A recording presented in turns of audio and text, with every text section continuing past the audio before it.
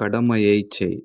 ஒரு மிகப்பெரிய கம்பெனியின் முதலாளி தனக்கு வயதாகிவிட்டதால் அவர் கம்பெனியின் பொறுப்பை அவரிடம் வேலை செய்யும் ஒரு திறமையானவரிடம் ஒப்படைக்க முடிவு செய்தார். எல்லாரும் தன் ரூமுக்கு வருமாறு கட்டளையிட்டார். உங்களில் ஒருவர்தான் என் கம்பெனியின் பொறுப்பை ஏற்க வேண்டும். அதனால் உங்களுக்கு ஒரு போட்டி வைக்கப் போகிறேன்.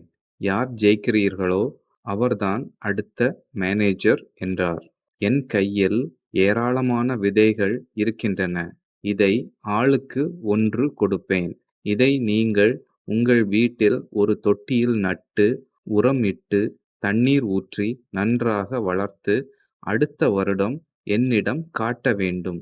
யார் செடி நன்றாக வளர்ந்திருக்கிறதோ அவரே என் கம்பெனியின் பொறுப்பை ஏற்க வேண்டும் என்றார். அனைவரும் ஆளுக்கு ஒரு விதை வாங்கிச் சென்றனர். அந்த கம்பெனியில் வேலை செய்யும் வாசுவும் ஒரு விதை வாங்கிச் சென்றான்.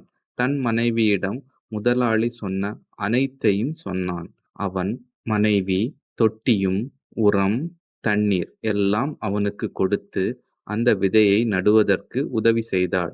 1 வாரம் கழிந்தது. ஆபீஸில் இருக்கும் அனைவரும் தங்கள் தொட்டியில் செடி வளர ஆரம்பித்துவிட்டது என்று பேசிக்கொள்ள ஆரம்பித்தனர். ஆனால் வாசுவின் தொட்டியில் செடி இன்னும் வளரவே ஆரம்பிக்கவில்லை. 1 மாதம் ஆனது. செடி வளரவில்லை. நாட்கள் உருண்டோடின. 6 மாதங்கள் ஆனது. அப்பொழுதும் அவன் தொட்டியில் செடி வளரவே இல்லை. நான் விதையை வீணாக்கிவிட்டேனே என்று புலம்பினான். ஆனால் தினம்தோறும் செடிக்கு தண்ணீர் ஊற்றுவதை நிறுத்தவில்லை. தன் தொட்டியில் செடி வளரவில்லை என்று ஆபீஸில் யாரிடமும் சொல்லவில்லை. 1 வருடம் முடிந்துவிட்டது. எல்லோரும் தொட்டிகளை முதலாளியிடம் காட்டுவதற்காக எடுத்துச் சென்றார்கள்.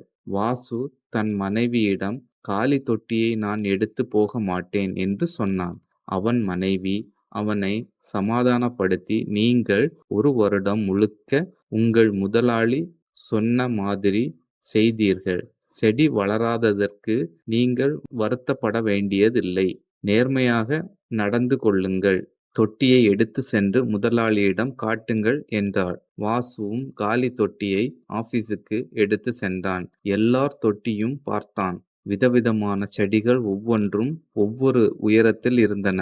இவன் தொட்டியை பார்த்து அனைவரும் சிரிக்க ஆரம்பித்தனர். முதலாளி எல்லோரையும் தன்னுடைய அறைக்கு வருமாறு சொன்னார். வாவ், எல்லோரும் அருமையாக செடியை வளர்த்து உள்ளீர்கள். உங்களில் ஒருவர்தான் இன்று பொறுப்பு ஏற்றுக்கொள்ளப் போகிறீர்கள் என்றார். எல்லோருடைய செடியையும் பார்வையிட்டார். வாசு கடைசி வரிசையில் நின்றிருந்தான்.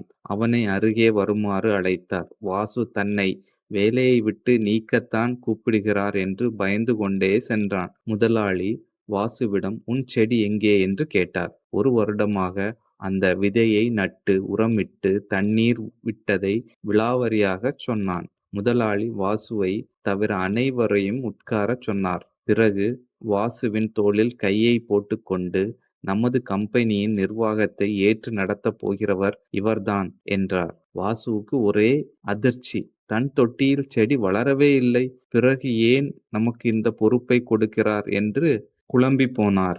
சென்ற வருடம் நான் உங்களுக்கு ஆளுக்கு ஒரு விதை கொடுத்து வளர்க்கச் சொன்னேன் அல்லவா? அது அனைத்தும் அவிக்கப்பட்ட விதைகள். அந்த விதைகள் அவிக்கப்பட்டதால் அது முளைக்க இயலாது. நீங்கள் அனைவரும் நான் கொடுத்த விதை முளைக்காததால் அதற்கு பதில் வேறு ஒரு விதையை நட்டு வளர்த்து கொண்டு வந்தீர்கள். வாசு மட்டுமே நேர்மையாக நடந்து கொண்டான். ஆகவே அவனே என் கம்பெனியை நிர்வகிக்க தகுதியானவன் என்றார். This video is sponsored by BuyMote shopping app. BuyMote e-shopping application is one of the online shopping app now available on Play Store and App Store.